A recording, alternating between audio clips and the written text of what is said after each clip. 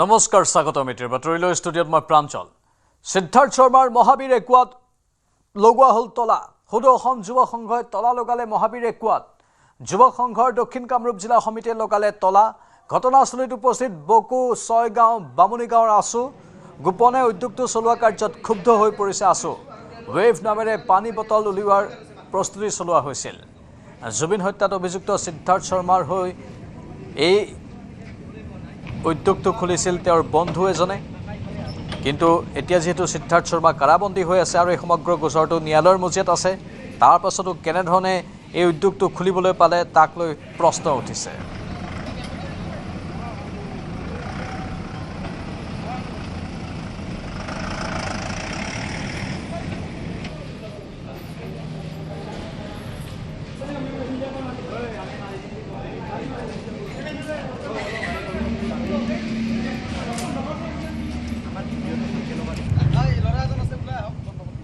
যোৱা কেইদিনমান আগত আমি গাঁৱৰ মানুহৰ অভিযোগ মৰ্মে এই আমাৰ অসমৰ হাৰ্টথ্ৰব ঈশ্বৰপুত্ৰ জুবিন গাৰ্গৰ মৃত্যুৰ লগত জড়িত থকা প্ৰথম অভিযুক্ত সিদ্ধাৰ্থ শৰ্মাৰ ছাতাবাৰীস্থিত এই কোম্পানীটো তাৰপৰা গোপনীয়ভাৱে তেওঁলোকে দুমাহ ধৰি চলাই আহিছে আৰু আমি প্ৰত্যক্ষভাৱে দেখিছোঁ আজিৰ ডেটত তেওঁলোকৰ ইয়াৰ ভিতৰত আমি আহিছোঁ গতিকে কাৰ আশীৰ্বাদত এই কোম্পানীটো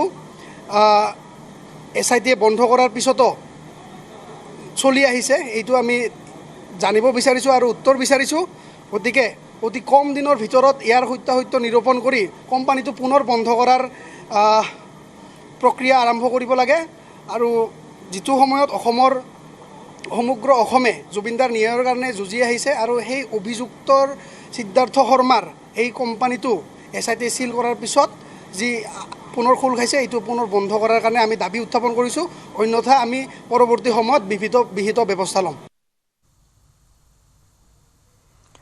নগাঁও দিন দুপৰতে ডকাইতৰ টাৰ্গেট পিতৃকন্যা বেংকৰ পৰা উলিয়াই অনা ধন লুটাৰ চেষ্টা দুৰ্বৃত্তৰ বাইকেৰে যোৱা পিতৃকন্যাক লুটপাটৰ চেষ্টা দুই দুৰ্বৃত্তৰ দিলীপ গায়ন নামৰ লোকজনে বেংকৰ পৰা উলিয়াইছিল 1 লাখ টকা কন্যাৰ বিয়াৰ বাবে দিলীপ গায়নে বেংকৰ পৰা উলিয়াইছিল এই ধন দিলীপ গায়নৰ লগত আছিল কন্যা নীলাক্ষী গায়ন বেংকৰ পৰা উভতাৰ পথত পিতৃকন্যাৰ পৰা ধন কাঢ়ি নিয়াৰ চেষ্টা চলোৱা হয় এই ভয়ংকৰ দুৰ্ঘটনাত পতিত হয় ভুক্তভোগী পিতৃকন্যা নতুন বজাৰৰ LIC কাৰ্যালয়ৰ সন্মুখত দিন দুপৰতে এই লুটপাটৰ চেষ্টা লুটপাটত ব্যৰ্থ হৈ ঘটনাস্থলীৰ পৰা পলায়ন কৰে দুই দুৰ্বৃত্তই এই ঘটনা সন্দৰ্ভত ইটাচালি আৰক্ষীৰ তদন্ত আৰম্ভ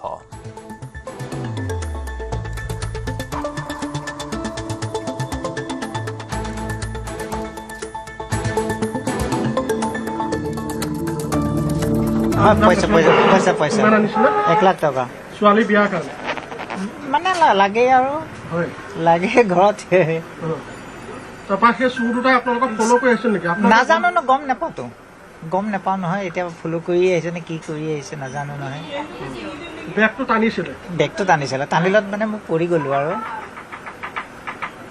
লুটি খাই পৰিলোঁ তেওঁলোকৰ দুজন আছিলে বাইক লৈ আহিছিলে তাৰপিছত আমি টানা যোৱা কৰিলে আমি পৰি গ'লোঁ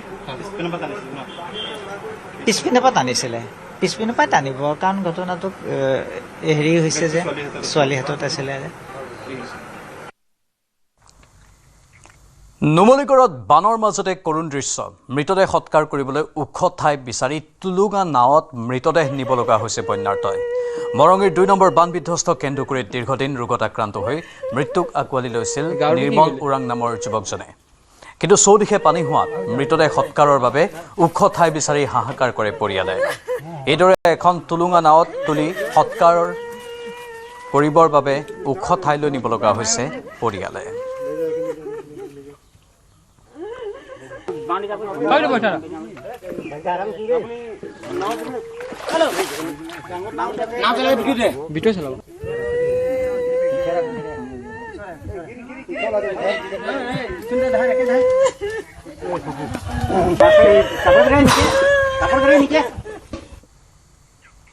ডাক বিভাগৰ দ্ৰুত নিৰাপদ আৰু কাৰ্যক্ষম ডাক সেৱা প্ৰদানৰ উদ্দেশ্যেৰে আজি অসমৰ ভিতৰতে হাজোত প্ৰথমবাৰৰ বাবে ড্ৰোন মাধ্যমেৰে ডাক প্ৰেৰণৰ শুভাৰম্ভণি কৰা হয় হাজো ডাকঘৰৰ পৰা 7 কিলোমিটাৰ দূৰত অৱস্থিত ক্ষেত্ৰী হাৰদিয়া উপডাকঘৰ আৰু 8 কিলোমিটাৰ দূৰত অৱস্থিত দামপুৰ উপডাকঘৰলৈ ড্ৰোনেৰে প্ৰেৰণ কৰা হয় ডাক।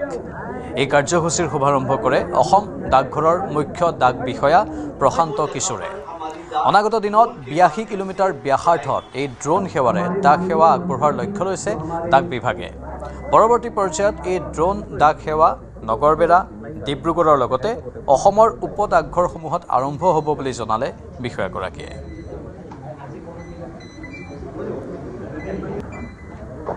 डाक विभाग अपने आसाम में हिमाचल प्रदेश के बाद एक पायलट के रूप में यहाँ से शुरू कर रहा है और उसका सबसे खुशी और गर्व की बात है कि आज हम हाजो जो हमारा सब पोस्ट ऑफिस है यहाँ से 2 बीओ के लिए, एक बीओ का नाम है खेतरी हरदिया जो यहाँ से भी ड्रोन के लिए जा रहा है, जो यहाँ से 7 किलोमीटर है, लेकिन 7 मिनट में वो हमारा डाक हरदिया जो अपना बीओ हरदिया है वहाँ पहुँच जाएगा। दूसरा है धामपुर बीओ जो यहाँ से 8 किलोमीटर है, लेकिन वो 6 मिनट में हमारे डाक वहाँ तक पहुँच जाएंगे। किस किस जगह पर भेजा जाएगा ये? अभी तो ये पायलट के रूप में यहाँ से शुरू हुआ है। आने वाले टाइम में हम लोग ने 9 रूट को आइडेंटिफाई किया है और 9 रूट को आइडेंटिफाई करके हम लोग लगभग 82 किलोमीटर्स की जो दूरी है, जो टफ टेरेन है, उसको इसके साथ अटैच करेंगे, जोड़ेंगे, कनेक्ट करेंगे ताकि वहाँ के लोगों के लिए हम कनेक्टिविटी प्रोवाइड करवा पाएँ डाक डिलीवरी के द्वारा। असम में पहली बार हो रही है? जी, असम में पहली बार। অৰুণাচলৰ গুলিত আহতসকলৰ কাষত মিছিং স্বায়ত্তশাসিত পৰিষদ। আঘাতপ্ৰাপ্তসকলৰ চিকিৎসাৰ ব্যয় কৰিব মিছিং স্বায়ত্ত পৰিষদে। ধেমাজি অসামৰিক চিকিৎসালয়ত আহতসকলৰ খবৰ লয় পৰিষদৰ মুখ্য কাৰ্যবাহী সদস্য পৰমানন্দ চাইঙীয়া আৰু TMPKৰ কেন্দ্ৰীয় বিষয়ববীয়াই। আজি এই ঘটনাত আহত আন 3 গৰাকী লোকক উন্নত চিকিৎসাৰ বাবে ডিব্ৰুগড়ৰ অসম চিকিৎসা মহাবিদ্যালয়লৈ প্ৰেৰণ কৰা হৈছে। আজি ঘটনাস্থলীত CRPF মোতায়েন কৰাৰ সম্ভাৱনা। গুলীচালনাৰ এই ঘটনাত জড়িত দোষীক কঠোৰ শাস্তি বিহাৰ দাবী মিছিং জাতীয় দল সংগঠনৰ। দোষীক শীঘ্ৰে কৰায়ত্ব নকৰিলে গণতান্ত্ৰিক আন্দোলনৰ হুংকাৰ মিছিং দল সংগঠনৰ। অৰুণাচলৰ এজন আৰক্ষী বিষয়াৰ নেতৃত্বত এই ঘটনা সংঘটিত হোৱাৰ অভিযোগ। ইতিমধ্যে অৰুণাচলৰ অভিযুক্ত আৰক্ষী বিষয়াজনৰ ফটো ভাইৰেল হৈছে সামাজিক মাধ্যমত।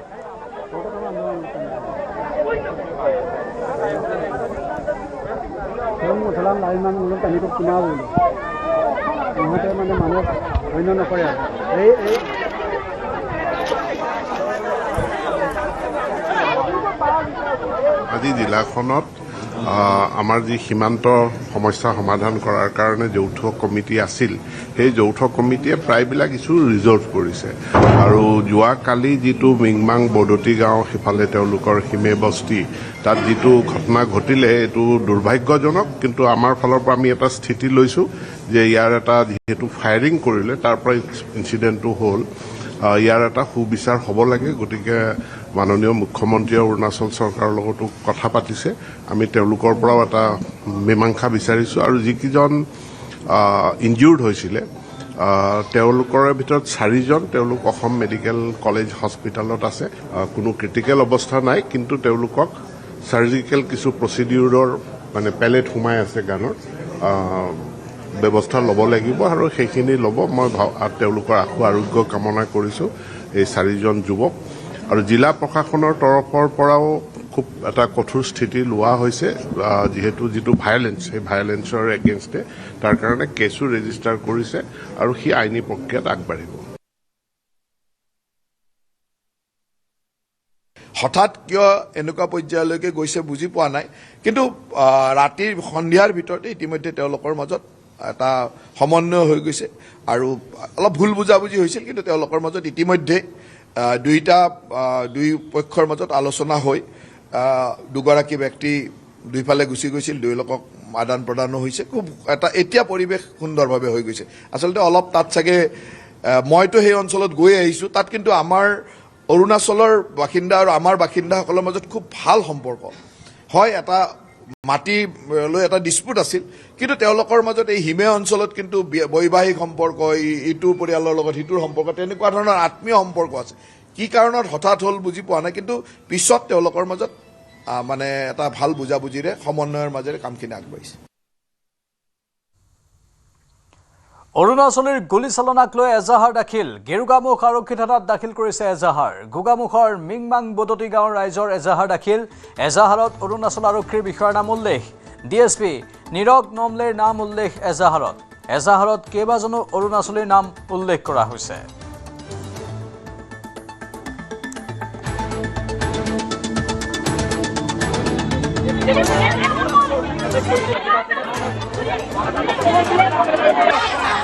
ইয়াতো বহুত উত্তেজনা বিৰাজ হৈ আছে গতিকে আমাৰ এছপি মহোদয়ে আমাৰ পৰা সময় এটা বিচাৰিছে 48 ঘণ্টাৰ ভিতৰত এখেতসকলে এৰেষ্ট কৰিম বুলি আমাক আশ্বাস দিছে গতিকে আমি প্ৰশাসনক সন্মান জনাই আজি যিটো উত্তেজনা পৰিৱেশ আমি ইমানতে অলপ সমাপ্ত কৰিব বিচাৰিছোঁ কিন্তু 48 ঘণ্টাৰ ভিতৰত যদি আমাৰ এৰেষ্ট নকৰে কিন্তু আমাৰ আন্দোলন আকৌ তীব্ৰভাৱে গঢ়ি তুলিব আমাৰ এৰিয়াত মানে মেইন কথা ইহঁতৰ ক'বলৈ গ'লেতো এটা 15-20জন মানুহ আছে কিন্তু মেইন আছে এখেতসকলৰ মানে যিসকল নেকি পুলিচৰ দায়িত্বত আছে এখেতে গুলি ফায়াৰ কৰিছে উমাং অমলে নিচাং অমলে তাৰপাছত আমাৰ জিলা উপায়ুক্তৰ যিটো ল'ৰাটো যে এখেতসকলে তাত ফায়াৰিং কৰিছে গতিকে আমি এজন মানে গভৰ্ণমেণ্টৰ আণ্ডাৰত থকা মানুহবিলাকে যে এখেতসকলে কেনেকৈ ফায়াৰিং কৰিব পাৰিলে এই বস্তুটো সুস্থ বিষয়াসকলৰ লগত মানে আলোচনা তদন্ত কৰিব লাগে আৰু এখেতসকলক আমাৰ অসম পুলিচৰ হাতত গতাই দিব লাগে যেতিয়ালৈকে গতাই নিদিয়ে আমাৰ আন্দোলন তীব্ৰভাৱে কৰি থাকিব আমি দাবী জনাইছোঁ যিসকল ব্যক্তিৰ নাম লৈ বদতিবাসী ৰাইজে এটা এজাহাৰ দাখিল কৰিছে এই এজাহাৰৰ ভিত্তিত দুষ্কৃতিকাৰীসকলক আটক কৰিব লাগিব দুষ্কৃতিকাৰীসকলক আটক কৰি অৰুণাচল পুলিচে অসম পুলিচক গতাব লাগিব কাৰণ অসম পুলিচক নগতালে তেওঁলোকে তাৰ ভিতৰতে মীমাংসাৰ জৰিয়তে ৰেহাই পোৱাৰ আমি সন্দেহ প্ৰকাশ কৰিছোঁ সেইকাৰণে অসম পুলিচক গতাব লাগিব আৰু এইটোৱে যদি নহয় তেতিয়াহ'লে আমাৰ বন্ধ কালিৰ পৰা পুৱা 5 বজাৰ পৰা যিহেতুকে সৰ্বাত্মক বন্ধ আমি ঘোষণা কৰিছোঁ এই বন্ধৰ সময় আমি আৰু মানে অনিৰ্দিষ্টকালীন কৰি দিম গতিকে আমাৰ দাবী তেওঁলোকক আটক কৰি অসম চৰকাৰক গতাই দিব লাগিব আৰু অহাকালি পুৱা 5 বজাৰ পৰা যি সৰ্বাত্মক অৰুণাচলীৰ বন্ধৰ আমি ঘোষণা কৰিছোঁ তাৰ বাবে আমি সকলো ৰাইজৰ সহযোগ বিচাৰিছোঁ আমি অৰুণাচলীৰ এই দুষ্কৃতিকাৰীসকলৰ বিৰুদ্ধেহে আমাৰ এই সংগ্ৰাম আমি জেনুইন যিসকল আছে তেওঁলোকৰ বিৰুদ্ধে নহয় এই দুষ্কৃতিকাৰীসকলক আটক কৰিব লাগিব আটক কৰি অসম চৰকাৰৰ অসম পুলিচক যি দিনালৈকে নগতাব এই দিনালৈকে আমাৰ এই সৰ্বাত্মক বন্ধ চলি থাকিব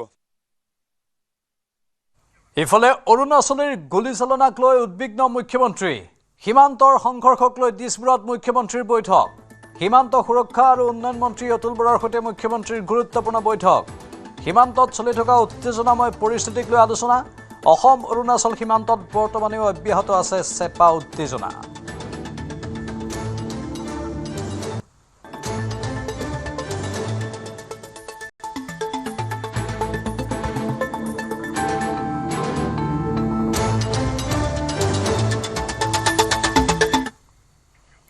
বানে বুৰুৱা ঘৰখনৰ পৰা উলিয়াই নিব নোৱাৰাৰ বাবে নুমলীগড়ত কৰুণ মৃত্যু সাবটিলে এজন 28 বছৰীয়া যুৱকে দীৰ্ঘদিন ধৰি ৰোগাক্ৰান্ত হৈ আছিল নিৰ্মল উৰাং নামৰ যুৱকজন মৃতদেহৰ সৎকাৰক লৈও এতিয়া বিভাঙত পৰিছে পৰিয়াল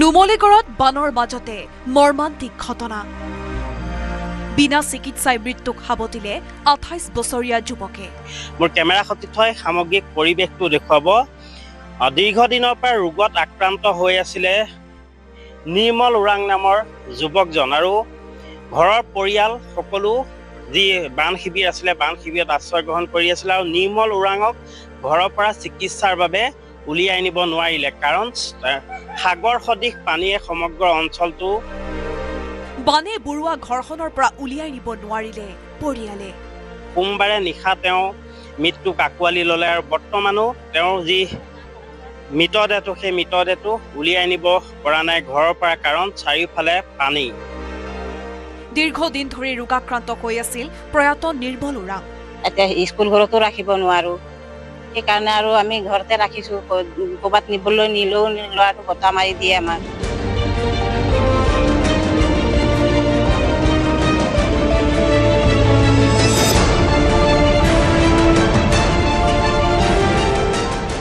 নম্বৰ কেন্দুগুৰিত সংঘটিত হৈছে এই মৰ্মান্তিক ঘটনা চাৰিওফালে পানীৰে আৱৰি থকাৰ বাবে বৰ্তমান মৃতদেহটোক লৈ বিপাঙত পৰিছে পৰিয়াল। নিউজৰ যোগেদি কৈছে চৰকাৰে কিন্তু অকণমান সুবিধা এটা কৰি দিয়ে আমাৰ যিটো মৃতদেহটো উলিয়াই নিবৰ কাৰণে, সেইটোৱে অনুৰোধ কৰিছোঁ। ঘৰৰ চোতাল পথত এতিয়াও একাঠো পানী, নাই ওখ ঠাই। ঘৰৰ পৰা পানী ওলালেও কিন্তু চোতালত বৰ্তমানো একাঠো পৰ্যন্ত পানী, আৰু যাৰ বাবে এতিয়া পৰিয়ালটো দিশহাৰা হৈ পৰিছে। মৃতদেহৰ সৎকাৰলৈও বিপাঙত পৰিছে পৰিয়াল। চাৰিওফালে পানীৰে আৱৰি থকাৰ বাবে বৰ্তমান মৃতদেহটোক লৈ বিপাঙত পৰিছে পৰিয়াল।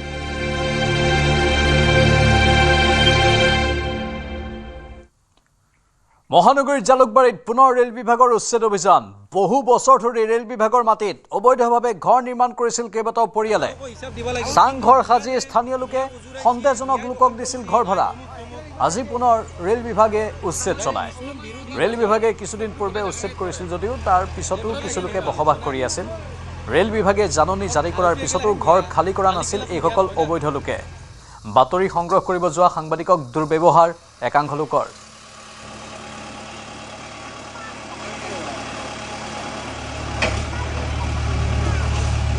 এইটো আমাৰ ৰেলৰ হিচাপৰ পৰা কৰি আহিছে, তাৰমানে ৰেলৰ খালী মাটিতখিনি ঘৰ বনাইছে, সেই দেৱী কিন্তু ভাঙা হৈছে মানে চৰকাৰী মাটিত বনোৱা হৈছে ৰেলৰ মাটিত। আজি নাই কামটো চলি আছে, এইবিলাক ভাঙা চিঙি চলি আছে, ভাঙা চিঙা হ'লে তেতিয়া কাম ইয়াৰিংটো বহাব। উচ্ছেদ মানে ধৰক অলপমান ক্লিয়াৰ হোৱা নাছিল, সেইখিনি ক্লিয়াৰ কৰিছে। তো আমি উচ্ছেদৰ বিষয়টো সিমান গম নাপাওঁ। হয়, JCB অলপ ভাঙি দিছে। মোৰ ঘৰ ৰঙিয়া হয়।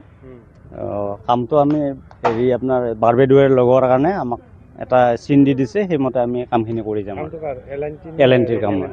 L&T অইলৰ পাইপ বুলি নাজানো মই, ইয়াতেতো ৰেল লাইন হ'ব বুলি মই জানো আৰু।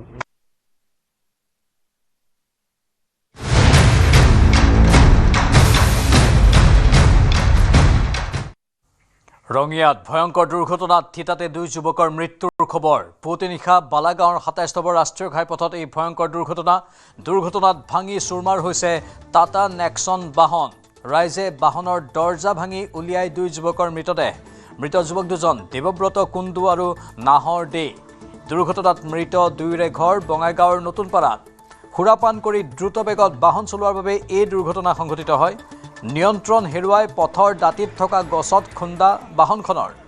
এই দুৰ্ঘটনাত পতিত বাহনখনৰ নম্বৰ হৈছে AS19Y0780। বাহনখনৰ ভিতৰত উদ্ধাৰ হৈছে কেইবাটাও সুৰাৰ বটল।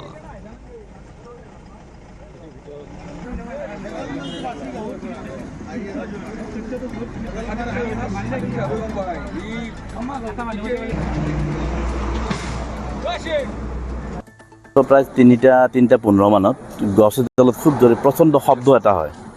শব্দ হোৱাৰ লগে লগে আমি দৌৰি আহিলোঁ। আহি দেখিলোঁ যে গাড়ী এখন তাতে খুন্দা খাই চেপ্টা হৈ আছে।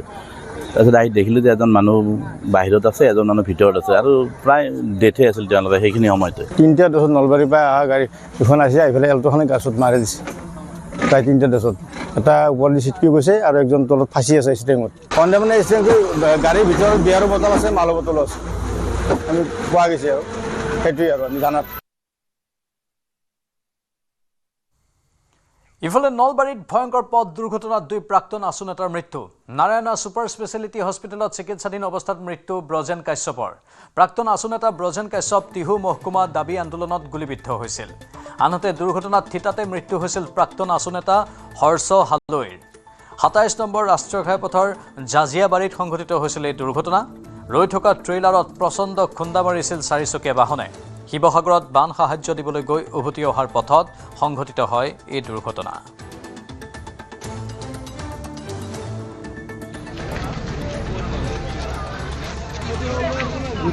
লগে লগে ডেথ, আৰু একজন হোৱা কৰিছিল, এইজনে মেডিকেল নিছে, তাৰ এইবিলাক মাথা এটা ভাঙি গৈছে, বাচা আশা কমে তাৰ।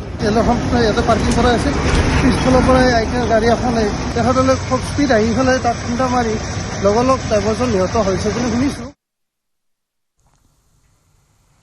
আনফালে মঙলদৈত শোকাবহ পথ দুৰ্ঘটনাত এজনৰ মৃত্যু। 15 নম্বৰ ৰাষ্ট্ৰীয় ঘাইপথত সংঘটিত দুৰ্ঘটনাত আন এজন আহত।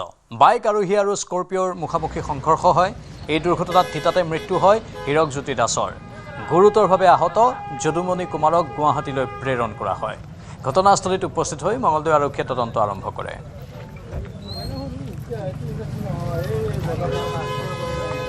বাইক আৰু স্কৰপিঅ'ৰ মাজত খুন্দা মানে দুৰ্ঘটনা হোৱা বুলি গম পোৱা গৈছে আৰু বাকীখিনি আমি পিছত ইনকুৱাৰীত গম পোৱা যাব কেনেকৈ ঘটনাটো কি হৈছে পিছত আমি গম পোৱা যাব আৰু তদন্ত কৰোঁ সেই স্পট ডেড বুলিতো আমি ডিক্লেয়াৰ দিব নোৱাৰোঁ সেইটো ডক্টৰে ডিক্লেয়াৰ দিব কিন্তু এতিয়া পেচেণ্টটো আল্টিমেট মেডিকেলত লৈ গৈছে মেডিকেলত বাইকত কেইজন আছিল সেইটো আমি সঠিক গম পোৱা নাই 2জন থকা বুলি শুনিছোঁ কিন্তু এতিয়া কেইজন আছিলে আমি সঠিক গম পোৱা নাই আৰু দুৰ্ঘটনাটো ভয়ংকৰে গাড়ীখন যিখন গাড়ী স্কৰপিঅ' গাড়ীখন দেখা পাইতো দুৰ্ঘটনাটো ভয়ংকৰে হ'ব দেখা যেন লাগিছে আৰু ইয়াতে মানে কি ক'লে স্কৰপিঅ'খন এতিয়া কোন দিশে আহিছে আমি গম নাপাওঁ সঠিকটো কিন্তু ল'ৰাজন যে মহতাই নিছে সেইটো আমি দেখিছোঁ আৰু এজনক নি পেলাই আমাৰ ওচৰতে থৈ দিছিলে সেইটোও দেখা পাইছোঁ কিন্তু এজন ইয়াত ডেড হোৱা বুলি আমি দেখা পাইছোঁ আৰু স্কৰপিঅ' বাহনখনে মাৰিছে 4চকীয়া তীব্ৰ গতিত আছিলে হয় আমাৰ অনুমানে এইটো নিচা কৰি আছিলে সম্ভৱ ল'ৰাজনে তেনেকুৱা আমাৰ সম্ভৱ হৈছে আৰু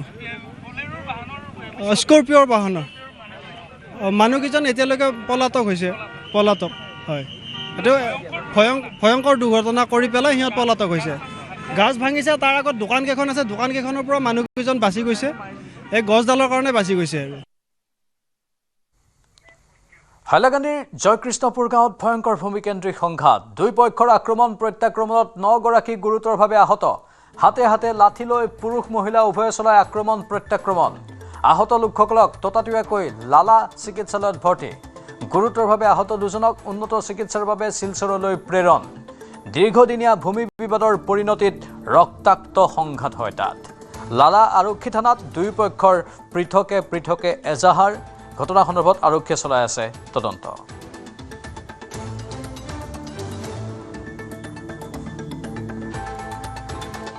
নাম হইল আলী আহমদ লস্কর জয়কৃষ্ণপুর বাড়ি এই মাইকটা হয়েছে জয়কৃষ্ণপুর জমিন সংক্রান্ত লইয়া এই যে আব্দুর রহিম লস্করের ছেলে আব্দুল সালাম জবরুল ইসলাম মানে কমরুল ইসলাম নুর ইসলাম এরা 5জন উন্ডেড 2জনের ভাও ভাঙিছে একজনের হাত ভাঙিছে তারা সব পুত্তর ভাই দীর্ঘ 3-4 মাস থেকে মানে অপর পার্টির লগে আমি আতঙ্ক ধরে বিচারে শেষ করি এটা ফরাই সত্যলিয়া লাগছে তারা মার হক তারা মানে একলা পাইতো এরা আরো কেস আছে কৌটো কেস তোলের এরা সবসময় মানে দুর্নীতি জমিন জায়গা লিয়া ঝগড়া করে বর্তমানে তারা ফরাই সত্যর মাঝে মানে বলপূর্বভাবে বুয়ার আর সবসময় তারা বেটিন আর 10জন রেডি রাখে আর বাড়িত মানে অস্ত্র টস্ত্র রাখে এরার নাম হইল বিলাল রফিক মতি মাস্টার আর তোমার আজিজুর ফটিক তারা মানে বাইফোর্স জমিনের উপরে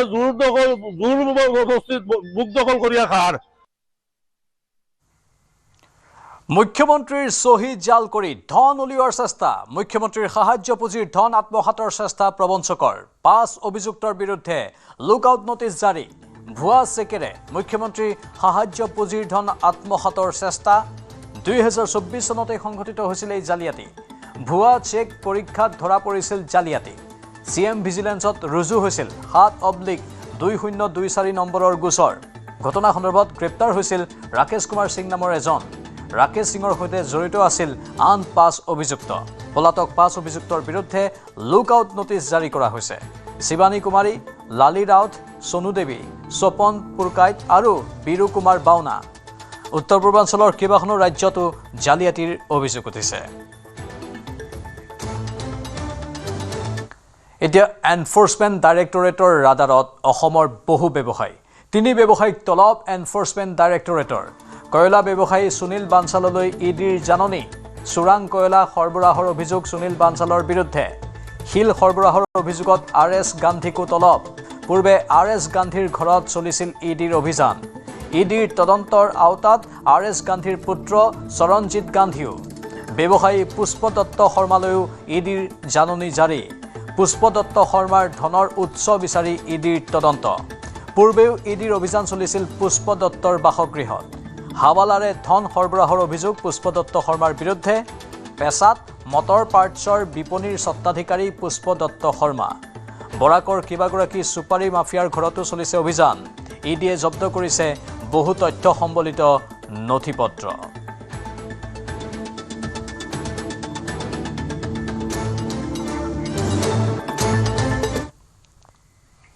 বন্যাৰ্তৰ সাহায্যৰ নামত দুৰ্নীতিৰ বিৰুদ্ধে এজাহাৰ 15,000 টকাৰ এককালীন সাহায্যক লৈ দুৰ্নীতি শিৱসাগৰ আৰক্ষী থানাত 3 জাতীয় সংগঠনৰ এজাহাৰ দাখিল ভুৱা বন্যাৰ্থৰ বিৰুদ্ধে এজাহাৰ দাখিল কৰা হৈছে ৪৮ ঘণ্টাৰ ভিতৰত ভুৱা বন্যাৰ্থক গ্ৰেপ্তাৰৰ দাবী উত্থাপন কৰিছে বান সাহায্যৰ দুৰ্নীতিত জড়িতসকলক কঠোৰ শাস্তিৰ দাবী তুলিছে অন্যথা তীব্ৰ আন্দোলনৰ হুংকাৰ তিনি জাতীয় সংগঠনৰ অনুসূচিত জাতি ছাত্ৰ সন্থা আহোম সেনা উজনি অসম থলুৱা মুছলিম পৰিষদৰ এই হুংকাৰ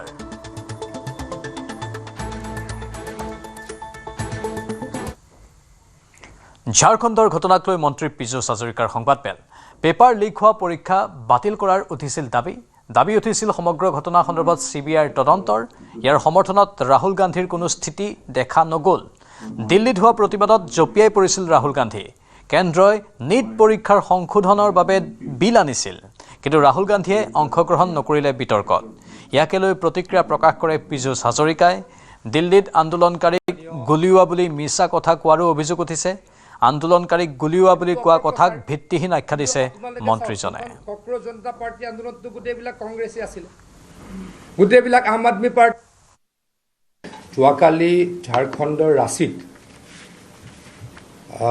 শান্তিপূৰ্ণ আন্দোলন চলাই থকা শিক্ষাৰ্থীসকলৰ ওপৰত ঝাৰখণ্ড চৰকাৰৰ যি ব্যাপক অত্যাচাৰ নিৰ্মম অত্যাচাৰ আৰু ছাত্ৰ ছাত্ৰীসকলক মাৰপিট এই ঘটনাক আমি তীব্ৰ ভাষাৰে গৰিহণা দিছোঁ সাংবাদিক বন্ধুসকল ঝাৰখণ্ড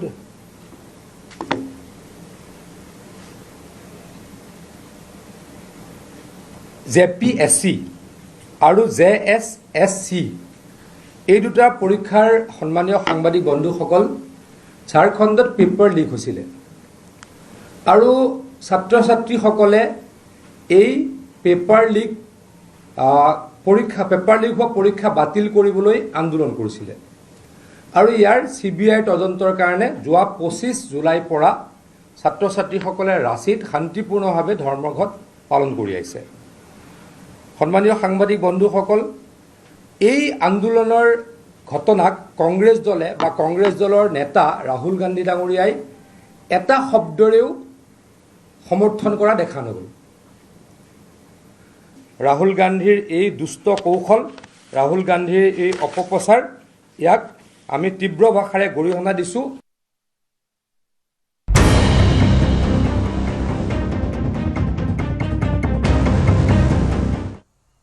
বানপীড়িত মহিলাক আঁঠু লোৱাই আজমলৰ ধন বিতৰণ বান সাহায্য প্ৰদানৰ নামত বদৰুদ্দিন আজমলৰ কাৰ্যত তীব্ৰ প্ৰতিক্ৰিয়া বানপীড়িতৰ আত্মসন্মান হৰণ কৰা বুলি আজমলক গৰিহণা দল সংগঠনৰ অসমীয়া মহিলাক আঁঠু কঢ়ুৱাই ধন দি ভিডিঅ' প্ৰচাৰ কৰাৰ বাবে গৰিহণা আজমলক সকিয়নি গৰিয়ামৰীয়া উন্নয়ন পৰিষদৰ সভাপতি হাফিজুল আহমেদৰ আজমলে চৰত চলোৱা মাতব্বৰী সংস্কৃতি উজনি অসমত নচলিব বানাক্ৰান্তৰ বিপদৰ সুযোগ লৈ আত্মসন্মানত আঘাত হানিবলৈ দিয়া নহ'ব এয়া অসমীয়া সংস্কৃতি নহয় এয়া আজমলৰ সামন্তবাদী সংস্কৃতি এই পৰিৱেশ সৃষ্টি কৰা নিজৰ স্তাৱক বাহিনীক আজমলে কিয় বাধা নিদিলে বুলি প্ৰশ্ন উত্থাপন কৰিছে সংগঠনটোৱে বদৰুদ্দিন আজমল ডাঙৰীয়াই অসমীয়া মহিলাসকলক শাৰী পতাই আঁঠু কঢ়ুৱাই বান সাহায্য বিতৰণ কৰি আছে সাহায্য গ্ৰহণ কৰাটো কোনো ডাঙৰ কথা নহয় কোনো লজ্জাজনক বিষয় নহয়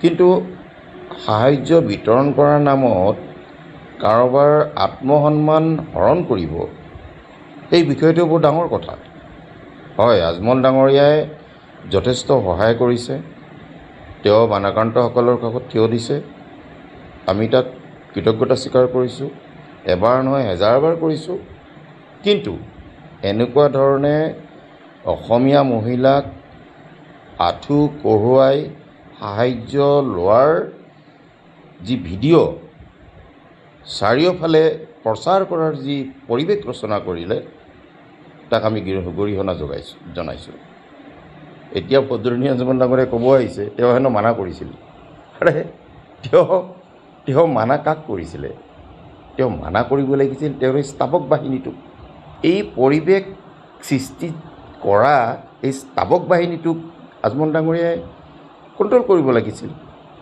আচলতে এইটো ক'বলৈ গ'লে তেওঁৰে কৌশল আনফালে আজমলৰ কাণ্ডক তীব্ৰ গৰিহণা মন্ত্ৰী ডাক্তৰ অনুজ পেগুৰ বানৰ এই পৰিস্থিতিৰ মাজত প্ৰতিদান বিচাৰিব নালাগে এয়া প্ৰতিদান বিচৰা সময় নহয়। ব্যক্তিগতভাৱে সেয়া কেতিয়াও নিবিচাৰোঁ বুলি প্ৰতিক্ৰিয়া মন্ত্ৰীগৰাকীৰ। মই কমেণ্ট নিদিওঁ। মোৰ ফিলচফিটো হ'ল যে আমি এনেকুৱা দান সাহায্যৰ ক্ষেত্ৰত আমি কোনো প্ৰতিদান, কোনো সেৱা, কোনো নমস্কাৰ এটা, কোনো ধন্যবাদ এটাও আমি আশা কৰা উচিত নহয়। আমি আমাৰ কৰ্তব্য কৰিব লাগে মানুহ হিচাপে। গতিকে মই এইটোৱে ক'ম যে মই ধন্যবাদ এটাও এনেকুৱা কামৰ কাৰণে মই নিবিচাৰোঁ, কাৰণ এইটো মোৰ দায়িত্ব, এইটো মোৰ কৰ্তব্য। আজমলৰ কাণ্ডক গৰিহণা মন্ত্ৰী জয়ন্ত মল্ল বৰুৱাৰো। বাংলাদেশীৰ ভৰিত পৰিব নেকি অসমীয়া মহিলা? ইষ্ট ইণ্ডিয়া কোম্পানীও এনেদৰে প্ৰথমে গৈছিল। ইষ্ট ইণ্ডিয়া কোম্পানীৰ দৰে আজমল গৈছে উজনিলৈ। মাৰ বান্ধি থিয় হৈ যোগ্য প্ৰত্যুত্তৰ দিয়াৰ আহ্বান। অসমীয়া তেজ থকাসকলক প্ৰতিবাদ কৰাৰ আহ্বান। দাড়ি টুপি বাংলাদেশীৰ তলত অসমীয়া নাথাকে। আজমলৰ কাণ্ডত মন্ত্ৰী জয়ন্ত মল্ল বৰুৱাৰ এই প্ৰতিক্ৰিয়া।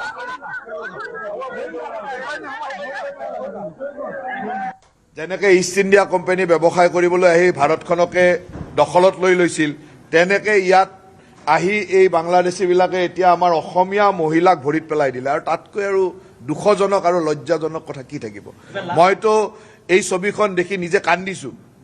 কিয় যে এনেকুৱা দিন আহিছে নেকি যে বাংলাদেশী মানুহৰ ভৰিত আমাৰ অসমীয়া মহিলাই পৰিব? ইমান তললৈকে আমি গ'লো নেকি? তাক লৈ দুখ লাগিছে। খিলঞ্জীয়া অসমীয়া মানুহে বদৰুদ্দিন আজমলৰ ভৰিত পেলাই দিলে, কিমান দুখ লগা কথা। এই কথা আৰু সহ্য কৰিব নোৱাৰি। আৰু ইয়াতো যদি অসমীয়া মানুহৰ, খিলঞ্জীয়া মানুহৰ মানে তেজ গৰম নহয়, তেতিয়াহ'লে আৰু মোৰ ক'বলগীয়া একো নাই। আৰু ইয়াক চাই থাকিব নোৱাৰি। ইয়াকতো একেবাৰে যোগ্য প্ৰত্যুত্তৰ আমি দিব লাগিব। ইয়াৰ এনেকে আৰু এইটোতো ইষ্ট ইণ্ডিয়া কোম্পানীৰ দৰে আমাক খাই পেলাব, গিলি পেলাব।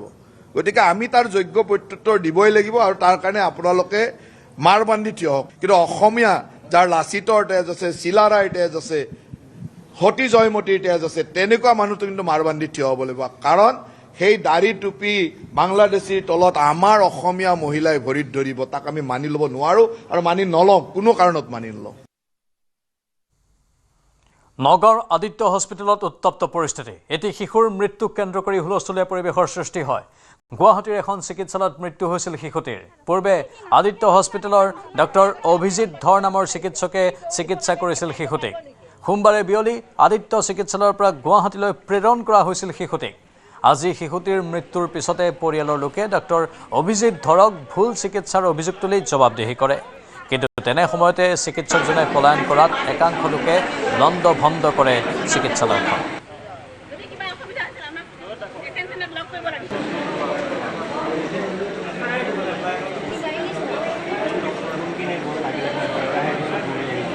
টকা লাগে খালি সঁচাই মিছাই নামটো ভৰ্তি কৰিয়ে কেইটামান কৰিয়ে পইচা লয়। গাড়ীখন বিচাৰি উলিয়াই উলিয়াব পৰা গাড়ীখন টুকুৰা কৰি ভাগি হাত ভৰি মানুহটো যে ভাগিমে, গাড়ীখনো ভাগিম পাই লওঁ। সি ভুল নাথাকিলে মই সেইখিনি কথা মই নাজানো, কিন্তু বৰ্তমান মোক সেই ডক্টৰজন লাগে। বৰ্তমান মোক সেইজন ডক্টৰ লাগে। তেওঁক মোৰ আৰু কথা সুধিব থাকি গ'ল। মই নিজেওতো মোৰ মনটোক বুজাব লাগিব যে এইটো কাৰণে মোৰ বেবীটো আজি নাইকিয়া হ'ল।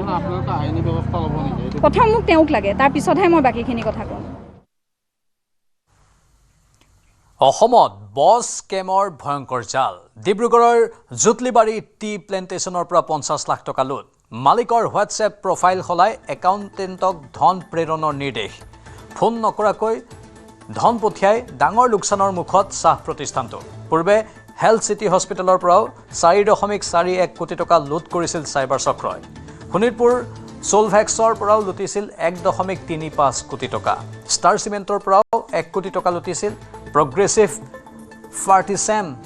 ফাৰ্টিকেমৰ পৰাও 96 লাখ টকা সৰকাইছিল।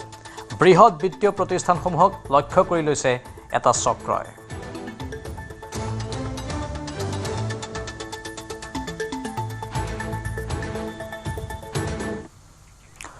স্বাস্থ্যমন্ত্ৰী অশোক সিংঘলৰ সংবাদমেল। শিৱসাগৰ আৰু চৰাইদেউত বান পৰিস্থিতিক লৈ সংবাদমেল।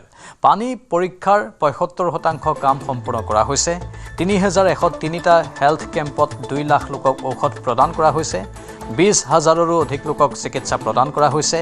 11টা মেগা কেম্প আৰু 27টা মোবাইল টীমৰ সেৱা আগবঢ়োৱা হৈছে। ডিব্ৰুগড় মেডিকেল কলেজৰ অভিজ্ঞ চিকিৎসক সক্ৰিয় হৈ আছে। 387 গৰাকী গৰ্ভৱতী মহিলাই লাভ কৰিছে চিকিৎসা। মহ খেদিবলৈ 200টা ফগিং দল নিয়োজিত কৰা হৈছে। চৰ্মৰোগৰ বাবে 200টা স্বাস্থ্য কেন্দ্ৰ মুকলি কৰা হৈছে। শিৱসাগৰত 105টা আৰু চৰাইদেউত 68টা কেন্দ্ৰ স্থাপন কৰা হৈছে। মানসিক পৰামৰ্শৰ বাবে টেলি মানসৰ সেৱা মুকলি কৰা হৈছে। টেলি মানসৰ নম্বৰ হৈছে 14416 180089 আৰু জৰুৰীকালীন নম্বৰ হৈছে 9395 82990 আৰু 0361 291 5007।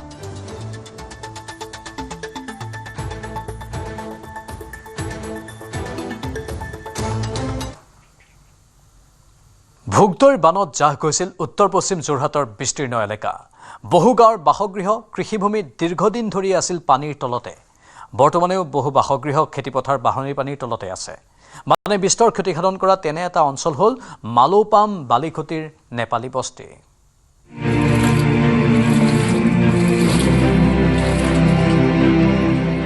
বানৰ পাছৰ দুৰ্দশা। বিগত প্ৰায় 20 দিন ধৰি উত্তৰ পশ্চিম যোৰহাটৰ বহু গাঁও পানীৰ তলতে আছে। যোৰহাটৰ মালৌপাম বালিখুটিৰ নেপালী বস্তিৰ বাসিন্দাৰ হাহাকাৰ।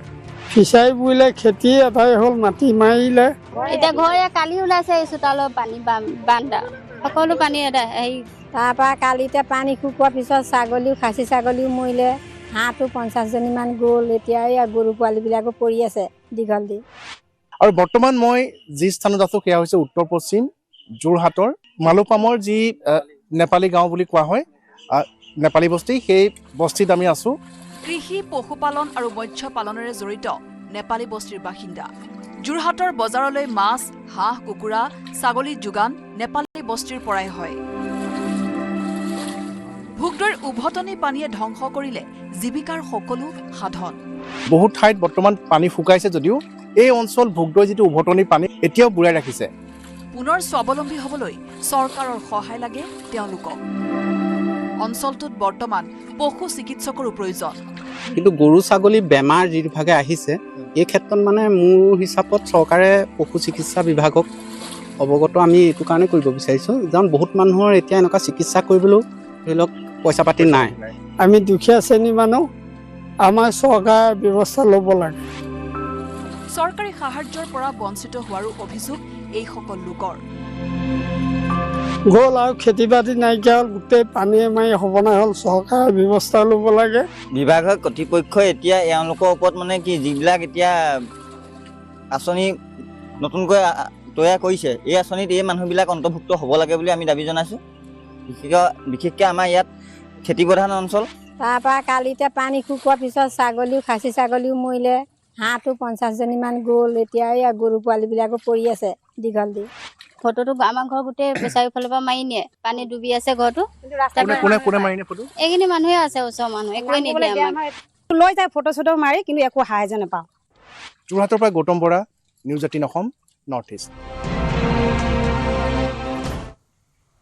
বন্যাৰ্তৰ গালি খাই নিজেই ফেচবুকত ভিডিঅ' আপলোড কৰিলে বিধায়ক অখিল গগৈয়ে। শিৱসাগৰৰ মগৰাহাট পঞ্চায়তৰ আইলামুখত বান পৰিস্থিতিৰ বুজ ল'বলৈ যোৱাৰ সময়তে বিধায়কগৰাকীৰ সন্মুখত তীব্ৰ ক্ষোভ উজাৰে এগৰাকী মহিলাই।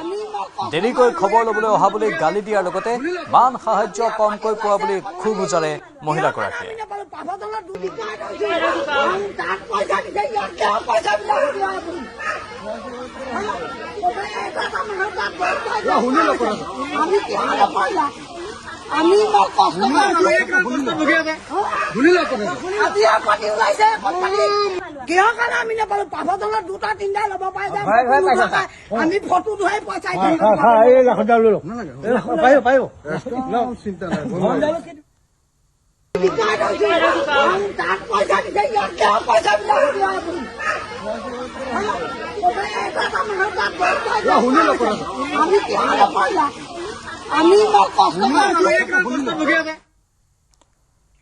জলবায়ু পৰিৱৰ্তনৰ বাবে হৈছিল উজনি অসমৰ জলপ্ৰলয়। এই মন্তব্য শিক্ষামন্ত্ৰী ৰণোজ পেগুৰ। বিশ্বৰ বিভিন্ন প্ৰান্তৰ লগতে অসমতো জলবায়ু পৰিৱৰ্তনৰ প্ৰভাৱ পৰা বুলি মন্তব্য কৰিছে মন্ত্ৰীগৰাকীয়ে। এই যিটো সামুদ্ৰিক বতাহ, এতিয়া আমাৰ ইয়াত বানপানী হ'ল, এনেকুৱা বানপানী যিটো আমি যোৱা 100 বছৰত দেখা নাই। যোৱা 100 বছৰত শিৱসাগৰ মানুহে কৈছে যে কেতিয়াও এনেকুৱা বানপানী আমি দেখা নাই। জলবায়ু পৰিৱৰ্তন গোটেই পৃথিৱী জুৰি এটা ডাঙৰ পৰিঘটনা, যিটোৱে আমাৰ জীৱন আৰু জীৱিকা দুয়োটাকে জীৱন জীৱিকাক প্ৰভাৱিত কৰিছে। এতিয়া বহুতে কয় মানে গৰম বেছি হৈছে, গৰম বন্ধটো আগুৱাই দিয়ক, পিছুৱাই দিয়ক, যিদিনাখনে গৰম বন্ধৰ বা স্কুলখন বন্ধ দিয়ক জুন মাহত, যিদিনাখনে স্কুলখন বন্ধ, মই ইন্সপেক্টৰ স্কুলক কৈ দিওঁ যে ইমান যদি গৰম বহুত বেছি হৈছে বন্ধ ঘোষণা কৰি দিলে বন্ধ ঘোষণা কৰি পিছদিনা লগাপিটা বৰষুণ, পিছদিনা ৰদ নাইকিয়া হৈ গ'ল। এই যিটো জলবায়ু পৰিৱৰ্তন হৈছে, এই জলবায়ু পৰিৱৰ্তনৰ কাৰণে বিজ্ঞানীসকলে বিভিন্ন সংস্থাই বিভিন্ন কাম কৰিব, কিন্তু আমি সাধাৰণ নাগৰিক হিচাপে আমি কি কৰিম? আমি গছ পুলিম, কাৰণ জলবায়ু পৰিৱৰ্তনক তাক প্ৰতিহত কৰাৰ সাধাৰণ মানুহৰ হাতত থকা অস্ত্ৰৰ ভিতৰত এটাই অস্ত্ৰ আছে, সেইটো হ'ল বৃক্ষ ৰোপণ কৰা। 23 দিনৰ পিছত শিৱসাগৰ ভাধৰা কৃষি পাম নিগমত বিপদসীমাৰ তলেৰে বৈছে দৰিকা নৈৰ পানী। 20 দিনে শিবিৰত থকাৰ পিছত নিজৰ ঘৰখনলৈ উভতি আহি মানসিকভাৱে ভাঙি পৰিছে লোকসকল। ঘৰৰ ভিতৰত এতিয়াও একাঠু বোকা, নষ্ট হৈ গৈছে সকলো আচবাব।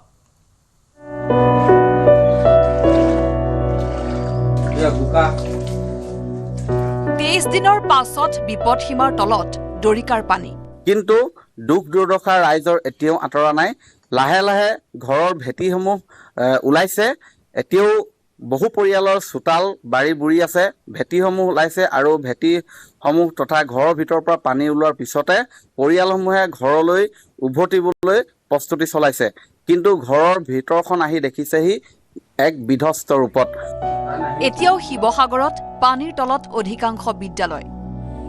শিবিৰৰ পৰা ঘৰলৈ উভতিছে অধিকাংশ বানপীড়িত। মৰমৰ ঘৰখনৰ অৱস্থা দেখি মানসিকভাৱে ভাঙি পৰিছে লোকসকল। ভিতৰত প্ৰৱেশ কৰি দৃশ্য মই দেখুৱাইছোঁ, একাঠু পৰ্যন্ত বোকা। এয়া মই তেওঁলোকৰ শুৱনি কথাটো মই দেখুৱাব বিচাৰিছোঁ। এয়া ডিভান এনেধৰণেই পানীত ডুব গৈছিলে আৰু এতিয়া বোকাত পোত খাই আছে। মই দেখুৱাইছোঁ এইবিলাক সম্পূৰ্ণৰূপে আচলতে নষ্ট হৈছে। এই পৰিৱেশ হৈছে কেৱল এয়া এটা উদাহৰণ। এয়া অনেকজনৰ ঘৰ বাসগৃহ বৰ্তমান এই দৃশ্যই দেখিবলৈ পোৱা গৈছে। 23 দিনৰ পাছত শিৱসাগৰ ভাধৰা কৃষি পাম নিগমত বিপদসীমাৰ তলেৰে বৈছে দৰিকা নদীৰ পানী। অঞ্চলটোৰ অধিকাংশ লোকৰ ঘৰৰ ভিতৰত পানী শুকাল। আশ্ৰয় শিবিৰৰ পৰা ভাধৰা কৃষি পাম নিগমৰ ঘৰলৈ গৈ বানপীড়িত লোকসকলে দেখিছে নিজৰ ঘৰখনৰ বিধ্বস্ত ৰূপ। ঘৰৰ ভিতৰত একাঠু বোকা, নষ্ট হৈ গৈছে সকলো আচবাব। নিজৰ মৰমৰ ঘৰখনৰ এনে পৰিৱেশ দেখি মানসিকভাৱে ভাগি পৰিছে লোকসকল। এফালে ফ্ৰিজ, আকৌ সোফাৰ মানে একোৱেই নাই, ডিভান চিভান শ্ব'কেছ গডৰেজ মানে একোৱেই নাই। মানে ডিভানৰ ওপৰত ফ্ৰিজ চিজ চলিছিলে, তথাপিতো মানে একো নহ'ল। কাপোৰ কানিটো গডৰেজটোতো লাবই নোৱাৰি বাৰু, ল'ৰা কেনেকৈ পঢ়াম, ঘৰখন কেনেকৈ কি কৰিম, মানে একো আঁতেই নাই। একেটাই পৰিৱেশ, যিটো ইয়াত পৰিৱেশ এখন ঘৰ পৰিৱেশ মোৰ ঘৰ বেকতে তাৰ বেকতে আছে আৰু সেইটোৱে পৰিৱেশ হৈ আছে। আনহাতে শিৱসাগৰৰ কেইবাটা অঞ্চলত এতিয়াও জলমগ্ন হৈ আছে ঘৰ দুৱাৰ, বাট পথ। শিৱসাগৰত এতিয়াও পানীৰ তলতে আছে শতাধিক বিদ্যালয়। বান বিধ্বস্ত শিৱসাগৰৰ কিছু ঠাইত পানী কমিছে যদিও এতিয়াও ঘূৰি অহা নাই স্বাভাৱিক পৰিৱেশ। নুমলীগড়ত বান পৰিস্থিতি কিছু উন্নত হৈছে যদিও অন্ত পৰা নাই বানাক্ৰান্তৰ দুখ দুৰ্দশা। এতিয়াও বহু পৰিয়ালৰ বাসগৃহ, খেতিপথাৰ এবুকু পানীৰ তলত। বৰ্তমানেও ভেলৌগুৰি, কুমলীয়া চাপৰি, আবৰঘাট, চেঁচামুখ, সাউতলি ঘাট, কেন্দুগুৰিকে ধৰি কেইবাটাও অঞ্চল জলমগ্ন হৈ আছে। বৰ্তমানো বান কিছু কমিছে যদিও কিন্তু এতিয়াও বহু লোকৰ ঘৰ দুৱাৰ খেতিপথাৰ পানীৰ তলত। এতিয়াও মানুহৰ ঘৰত পানী আছে, বুকু আছে। ঘৰলৈ ঘূৰি আহিব পৰা নাই। এই মাথাউৰিতে থাকো আৰু উপায় নাই, নহ'লে গৰু গাই ছাগলী আছে। আনহাতে ৰাজ্যত এই পৰ্যন্ত বানত প্ৰাণ হেৰুৱাইছে 101গৰাকী লোকে। শিৱসাগৰ জিলাত সৰ্বাধিক বানত মৃত্যু হৈছে 51জন লোকৰ। শিৱসাগৰৰ পৰা প্ৰদীপ গগৈ আৰু নুমলীগড়ৰ পৰা প্ৰণৱজ্যোতি শইকীয়াৰ report, news 18 Assam north east. দুগৰাকী কন্যাক বুকুত সাৱটি বানৰ মাজত কোনোমতে প্ৰাণ ৰক্ষা কৰিলে এগৰাকী মহিলাই। হাঁচতীয়া টকাৰে কন্যাৰ বিয়াৰ বাবে পাটৰ মুগাৰ সাজ কিনিছিল স্বামীহাৰা মহিলাগৰাকীয়ে কিন্তু কালৰূপী বানে সকলো শেষ কৰিলে জাজি আমগুৰি হিলৈধাৰী গাঁৱৰ এটা পৰিয়ালৰ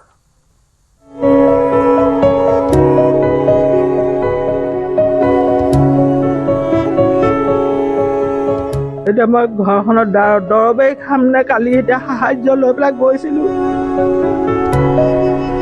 তাই এডমিশ্যনেই নহ'ল পাৰ হৈ গ'ল কালিৰ পৰা বেছি দুখ লাগিছে আৰু পঢ়িম বুলি ভাবিব মানে নোৱাৰিছেগৈ গৈ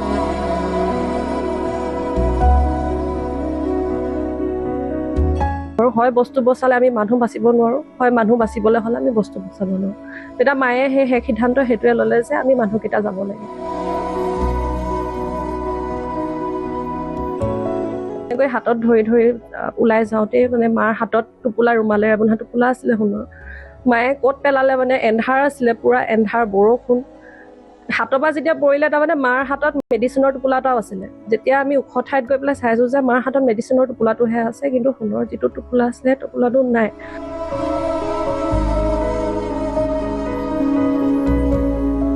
9:45 বজাত আমি খবৰ পাইছোঁ 9:55 আমাৰ ঘৰত পানী সোমাই গৈছে যিহেতু দেউতাৰ এবছৰ হ'ব এতিয়া 25 তাৰিখে 25 আগষ্টত তাৰপিছতে চিন্তা কৰা হৈছিলে এতিয়া আৰু ইমানখিনিৰ পিছত এতিয়া কিমান দিন পিছুৱালে কিমান বছৰ পিছুৱালে সেয়াতো আমি ক'ব নোৱাৰিলোঁ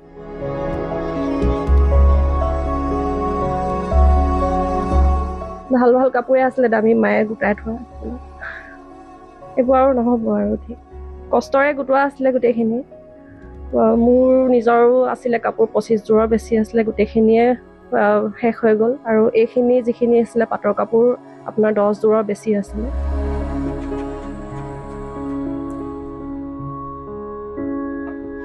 এগৰাকী যুৱতী নাম তৃপ্তি ৰাণী দত্ত আৰু এই ঘৰখন বানে একেবাৰে শেষ কৰি থৈ গ'ল একো নাই সামগ্ৰী এপদো নাই তেওঁলোকৰ নিজৰ গেছ চিলিণ্ডাৰটো উটুৱাই লৈ গুচি গ'ল গোসাঁই ঘৰৰ কেৱল মাত্ৰ এই টিলিঙাটো আছে আন একো নাই আৰু দেউতাকে সদায় সন্ধিয়া পঢ়া এই নামঘোষাখন থাকিলে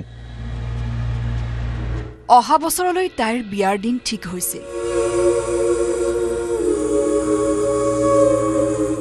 তাইৰ দেউতাক ঢুকুৱা এবছৰ হ'ল মাকে হাঁচতীয়া পইচাৰে বিয়াৰ কাৰণে পাট মুগাৰ কাপোৰ কিনিছিল সেইবোৰ সকলো বানে শেষ কৰি থৈ গ'ল বৰপেৰাত সাঁচি থোৱা সোণৰ অলংকাৰ কেইপদো পানী আনিলে ভনীয়েকে ধনৰ অভাৱত স্নাতকোত্তৰত নামভৰ্তি কৰিব নোৱাৰিলে জাজি আমগুৰি হিলৈধাৰী গাঁৱৰ এগৰাকী যুৱতীৰ মৰ্মবেদনা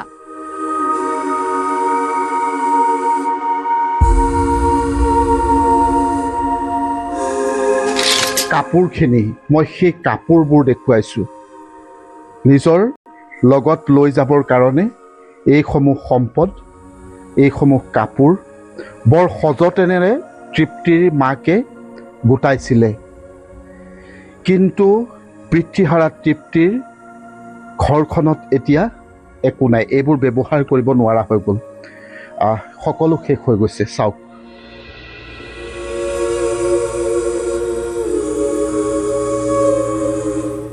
তোমাৰ বিয়াৰ দিন লোৱা হৈছিলে হয় হয় অহা বছৰলৈ আমি চিন্তা কৰা হৈছিলে যিহেতু দেউতাৰ এবছৰ হ'ব এতিয়া 25 তাৰিখে 25 আগষ্টত তাৰপিছতে চিন্তা কৰা হৈছিলে এতিয়া আৰু ইমানখিনিৰ পিছত এতিয়া কিমান দিন পিছুৱালে কিমান বছৰ পিছুৱালে সেয়াতো আমি ক'ব নোৱাৰিলোঁ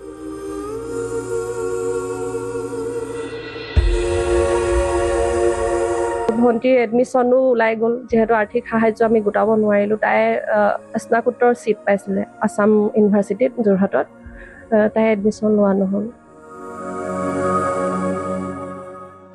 এই পৰিয়ালটো তিনিজনীয়া পৰিয়াল দুগৰাকী কন্যা আৰু মাতৃ বৰ কষ্টেৰে এইসমূহ সম্পদ গোটাইছিলে আৰু তেওঁৰ সপোন আছিলে নতুন ঘৰখনলৈ যাওঁতে এইসমূহ কাপোৰ লৈ যাব লগত আৰু সেইবোৰ ইতিমধ্যে শেষ হৈ গৈছে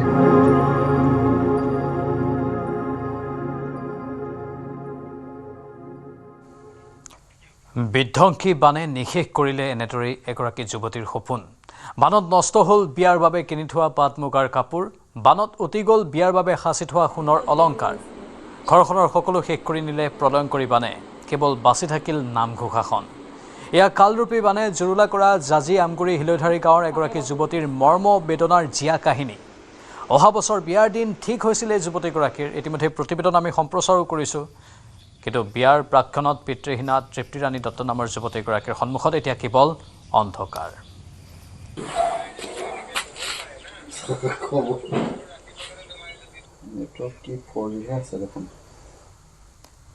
কলং নৈৰ সংহাৰী বানে তছনছ কৰিলে কলিয়াবৰ পশ্চিম প্ৰান্তৰ কৃষিজীৱী ৰাইজৰ আশা ভৰসা আৰু সপোন।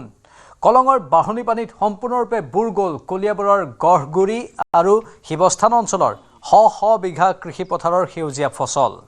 মুখ্যমন্ত্ৰী আত্মনিৰ্ভৰ অসম আঁচনিৰ পৰা লাভ কৰা ধন কৃষি কৰ্মত বিনিয়োগ কৰি গড়গুৰি গাঁৱৰ যুৱ কৃষক সৌৰভজ্যোতি বৰাই সকলো হেৰুৱালে কলঙৰ বানত। নষ্ট হ'ল বিঘা বিঘাই শাক পাচলিৰ খেতি আৰু বানত বুৰ গ'ল 5 বিঘাৰ মৎস্য পুখুৰী। যুৱ কৃষক সৌৰভৰ পাৰাপাৰহীন পুখুৰীৰ পৰা দিহিঙে দিপাঙে ওলাই গ'ল 1.5 লাখ টকাৰ মাছ। ফলত মূৰে কপালে হাত দিবলগীয়া হৈছে গড়গুৰিৰ যুৱ কৃষক সৌৰভজ্যোতি বৰাই। কলঙৰ বাঢ়নি পানীয়ে তছনছ কৰিলে কলিয়াবৰৰ পশ্চিম অঞ্চলৰ বহু কৃষকৰ সপোন। কলঙৰ বাঢ়নি পানীয়ে বুৰাই পেলালে কলিয়াবৰৰ গড়গুৰি শিৱস্থান অঞ্চলৰ বহু কৃষকৰ কৃষিপথাৰ। এই মুহূৰ্তত মই গড়গুৰি গাঁৱত আছোঁ আৰু দেখুৱাম এনেদৰে কলঙৰ বাঢ়নি পানীয়ে সকলো কৃষিপথাৰ বুৰাই পেলালে।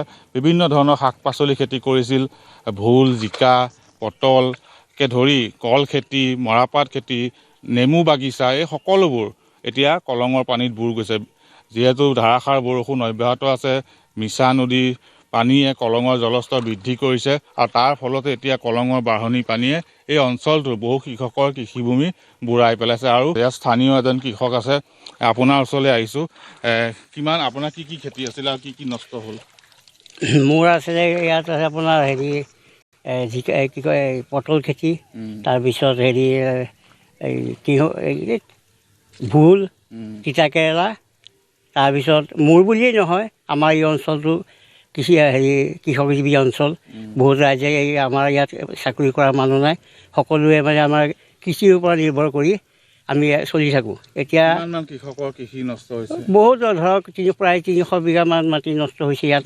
মৰাই, কল খেতি, আপোনাৰ পটল খেতি, জিকা খেতি, তৰৈ, পটল, এইবিলাক আৰু মোটামুটি চবেইতো একজাতি কৰা নাই। তাৰপিছত নেমু বাৰীও গৈছে কলঙৰ বাঢ়নি পানীয়ে। কিন্তু মই 24 কেশৱমন্ত ডাঙৰীয়া যে আমাৰ স্কুললৈ আহিছিলে, তেওঁক মই কৈছিলোঁ যে আপোনালোকে আমাক এনেকৈ সহায় কৰিব নালাগে। শংকৰ মন্দিৰৰ এইফালে যিটো টাৰ্ণিং কলঙৰ ৰাস্তাৰ টাৰ্ণিঙৰ পৰা তাৰ পৰা আমাৰ খনাদুবিলাকে আপোনালোকে মাথাউৰি এটা মাৰি দিয়ক, আমাৰ একো আপোনালোকৰ সাহাৰ্য নালাগে। তেতিয়া চৰকাৰে দিলে আমাক কি দিব? কেইটামান দালি, কেইটামান চাউল বা কিবা এটা সহায় কৰিব। এইটোতো আমাৰ লাখ টকা বান্ধৰ প্ৰয়োজন আছে। এতিয়া বান্ধৰ কাৰণে মই কৈছোঁ, মোৰ লগত দীপু আছে, সিও কৈছিলে মোৰ লগতে যে আমাৰ এই বান্ধটো লাগে, বান্ধটো দিলে আমি বানপানীৰ পৰা হয়তো এইয়া পানীৰ পৰা আমি সুৰক্ষিত থাকিব পাৰিম। সেইকাৰণে আমি কেশৱমন্ত ডাঙৰীয়াক অনুৰোধ কৰিছোঁ যাতে অতি পলমে আমাৰ কলং কানাৰী মাথাউৰিটো যাতে মাৰি দিলে আমি সুখী হ'ম। আৰু এইবিলাক বানে আমাক পৰাপক্ষত নাপায়। এইখিনি কৈ নিশ্চয় আৰু এগৰাকী যুৱ কৃষক আছে, সৌৰভ আছে, সৌৰভৰ পৰাই জানিম আচলতে কিমান টকাৰ ক্ষতি হৈছে এই বানত। কিমানমান টকাৰ মানে পোনপ্ৰথমে মইতো মাননীয় মুখ্যমন্ত্ৰী হিমন্ত বিশ্ব শৰ্মা ডাঙৰীয়াৰ যি 2 লাখ টকীয়া আঁচনি আত্মনিৰ্ভৰ অসম, সেই পইচা 2টা কিস্তি পাই পেলাই মই খেতি কাৰ্যতে মানে কৰিছিলোঁ, পইচাখিনি লগাইছিলোঁ। কিন্তু সম্পূৰ্ণৰূপে আপুনি মোৰ যদি খেতি অকণ সিফালে আছে, ধান খেতি হওক, পুখুৰী হওক বা অন্যান্য পটলৰ খেতি হওক, অমিতা খেতি সকলো ডুব গৈছে ইতিমধ্যে। আৰু এইবাৰেই নহয়, 2017 চনত, 2024 চনত আৰু এইবাৰ অৱশ্যে ব্ৰহ্মপুত্ৰৰ পানী নহয়, কলঙৰ পানীয়ে আমাক বহুত ক্ষতি কৰিছে। অকল মোৰ বুলিয়ে নহয়, এই অঞ্চলটোৰ প্ৰায় 90% মানুহ কৃষিৰ ওপৰত নিৰ্ভৰশীল। আৰু এই কৃষিৰ পৰা যি টকা পইচা লাভ কৰে সেয়া বিক্ৰী কৰি পেলাই মানে আমাৰ পৰিয়াল পোহপালন দিয়ে। কিন্তু বৰ্তমান সময়ত যি আমাৰ অনিষ্ট হৈছে, সেই অনিষ্ট পূৰাবলৈ, ক্ষতিপূৰণ হ'বলৈ আমাৰ বহুত সময় লাগিব। সেয়েহে চৰকাৰ বা আমাৰ স্থানীয় বিধায়ক কেশৱ মহন্ত ডাঙৰীয়াক অনুৰোধ জনাইছোঁ। এবাৰ সোণাপুৰত বিশাল পৰিমাণৰ বিলাতী সুৰা জব্দ সোণাপুৰ টোল প্লাজাৰ সমীপত জব্দ প্ৰায় 200 কাৰ্টন বিলাতী সুৰা মেঘালয়ৰ পৰা অবৈধভাৱে অসমলৈ আনিছিলে এই বিলাতী সুৰাখিনি মঙলবাৰে কাহিলি পুৱাই সোণাপুৰত আবকাৰী বিভাগে অভিযান চলায় দীৰ্ঘদিনে মেঘালয়ৰ পৰা অসমলৈ চলি আহিছে সুৰাৰ অবৈধ সৰবৰাহ ৰাজহ ফাকিৰে দুষ্ট চক্ৰই চলাইছে বিলাতী সুৰাৰ ৰমৰমীয়া চোৰাং বেহা AS01 EUC 9545 নম্বৰৰ ট্ৰাকখনেৰে অবৈধভাৱে সৰবৰাহ কৰিছিল সুৰা